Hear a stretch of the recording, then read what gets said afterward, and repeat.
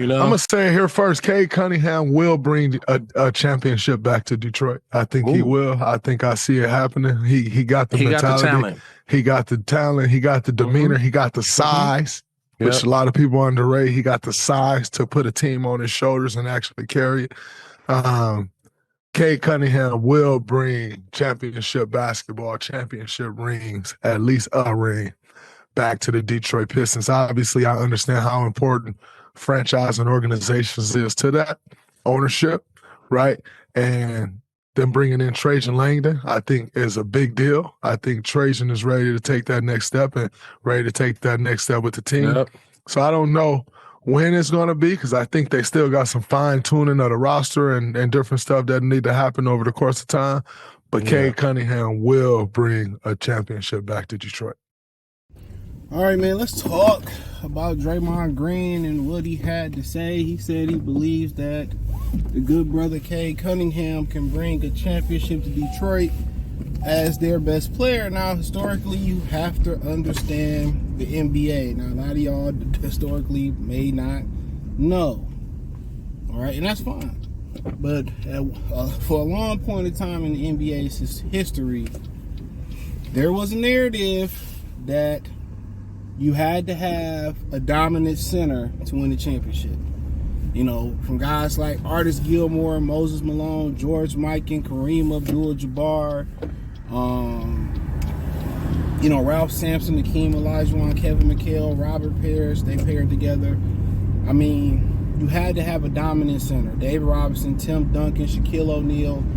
I mean, the list goes on. Patrick Ewing. Some of these guys didn't win one, but that's who you had to have to change your franchise. When you look at the teams that probably didn't have that dominant player to build around, like shit, from the 80s to win championships all the way until, let's say, 2000, per se, even though Shaq and them and Tim Duncan and them had their run. Really, the only teams that really did it was Michael Jordan and Chicago Bulls and the Detroit Pistons. Because, you know, they had some solid Bill Laimbeer, Rick Mahorn, but, you know, Horace Grant, but they wasn't the guy. The guy was Michael. And then for them, the next guy was Scotty. The guy for the Pistons was Isaiah Thomas. You know, then it was debatable who was the next guy. Joe Dumars, Adrian Dantley. They didn't win one with him at one point, but I would say they didn't Dumars. But at one point, there was an argument to be made. It was Dantley before they won one. Throughout the history of the 80s, you had to remember to the point was, throughout the history of the 80s, y'all, you had to remember that every team that made the championship in the 80s had a dominant big fella or made it to the championship, I think, besides the Pistons, really. Because I think the Lakers and Celtics was in every finals in the 80s. They met in like 7 of them. I think the ones they didn't meet was the two with Detroit, and I think the one with the 76ers. But it was one with Houston, so it might have been like 4 they didn't meet. Something like that, right? You know, so yeah, when you start to kind of look at it that way, like, that was the narrative. You had to have a dominant center if you was going to be successful in the league. So for Draymond to say that Cade Cunningham got the size to carry a team, you know, Michael Jordan changed that. If y'all remember watching the, you know, if y'all seen The Last Dance, I forget who it was, the tall white guy was. It wasn't Bill Walton. I forget the guy's name. And they was someone drafting Michael Jordan. He was like, well, yeah, you got Michael Jordan when he got drafted. I'm paraphrasing, but can he carry a team like a 7-footer can? You know what I'm saying? That's why Hakeem Olajuwon went above Michael, and that's why Sam Bowie went above Michael, because you had to have a center. So when he talk about Cade Cunningham having the size to be able to carry a team, he has the durability to carry a team. He's showing that now. And I truly believe, kind of a side note, that a lot of these younger teams, these young players coming into the league and not letting their bodies develop and not going to college for 2 or 3 years or 4 years, they don't have their body don't have the maturity to handle the league. Their body, they ain't learned to lift, they ain't learned about nutrition, none of that. So I think them coming into the league, it stunts their they have to have, they even, you know, they start to have health issues because their body ain't mature enough. But he definitely, you know, he plays a all-around game. He defends, he makes people better, he can catch and shoot, he can play without the basketball. This year they're playing a lot off the ball. You know, they're moving the ball like it ain't nothing. He learned to shoot it better, post it better, can defend multiple positions. You know what I'm saying? Can get it off the bounce, can hit game winners, can finish under the rim, finish at the rim, finish above the rim. My only concern was they wasn't winning games and his durability. Last year, I think he checked the durability mark, and now this year, he shows that it was just pretty much they were close to winning games. It was just that they had the wrong coach in place. And also, Troy Weaver had a few, you know, he had his misses.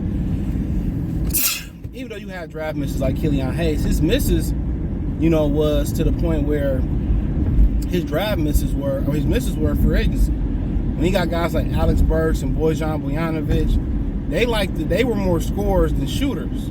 What did Trajan Langdon do? First thing he did was he secured the power forward position 2 times over again. Whether it was with Tobias Harris and Ron Hollins, he made sure he secured that. That's what he did. You know, so therefore, Tobias don't need the ball to be effective. He catch and shoot, play off the ball, get a couple rebounds. You bring Tim Hardaway Jr., who got hurt versus Dallas. Hopefully he okay versus the old team. You know, and they lost that game, by the way. He can catch and shoot. He ain't got to put it on the ground. Malik Beasley can put it on the ground, catch and shoot. So he went and got a lot of guys that can defend and catch and shoot. Where Troy Weaver got a lot of guys that can catch and shoot, but they're more scorers. And some of them was defensive liabilities. You know, so that was pretty much the difference. Trajan understood the core and how to surround them. And he talked about, you know, do they have the organization to win around Cade, and what Trajan Langdon, the small adjustments he did, you know, quite frankly, the Pistons were halfway there as far as being a winning basketball team. The other half was the simple fact of coaching and finding the right pieces around the court. And that's what he did. So obviously, you got the ownership that's willing to spend money. You seem like the guy right now, seem like he know what he's doing. You know, got the right coach in place. And there do come a time where you feel like maybe this coach can't get us to the championship. We got to get another coach that bump us to the next level. Rick Carlisle, Larry Brown. Some people thought Rick Carlisle could have did it, but I'm not here to dispute that. I think he did end up winning the championship in Dallas. And side note, you all got to remember, he was the first person to leave Luka first. He got the hell up out of Dallas. People forget that. You know, Larry Brown. You know, then you had who else you had? Mark Jackson and Steve Kerr. Even though most people thought Mark Jackson could have did it. I think most people feel like Steve Kerr couldn't have did it without Mark Jackson laid. Most people figured that Mark Jackson didn't need Steve Kerr, but he did. He made some move off the court that people didn't believe in. There were some talks that he was trying to force people to you know, turn their life over to God. And Andrew Bogut was an atheist, allegedly. He didn't like it. He probably wasn't the only guy that didn't like it. But, you know, sad to say, you can't turn people, you can't really have, in this sensitive generation, you can't really have political views in the workplace. Keep it to yourself. If somebody asks you something, just I don't say that, or just play it down the middle. You know, that's how you do it. You know, women's rights, human rights, dog rights, equal rights and lefts. Just leave that. I don't want to even get into that. Barely can get into the weather. They might call you weatherist. You know, she barely can get into the weather. But yeah, I'll leave that alone. But that's where he failed at. So, I mean, to be honest, I agree with him. You know, but I continue to say Durant is the most important piece, and a lot of people disagree with me. But I'm telling y'all, man, the turnaround they had, it wasn't that, Jaden Ivey got out the lineup. That ain't the hell. What happened was Jalen Durant woke the fuck up. Tobias Harris woke up. Tim Hardaway Jr. woke up. Malik Beasley came in and woke up. But some of them guys woke up and they played a lot better. And when Durant defend and he active in the middle of that defense, we hard to beat.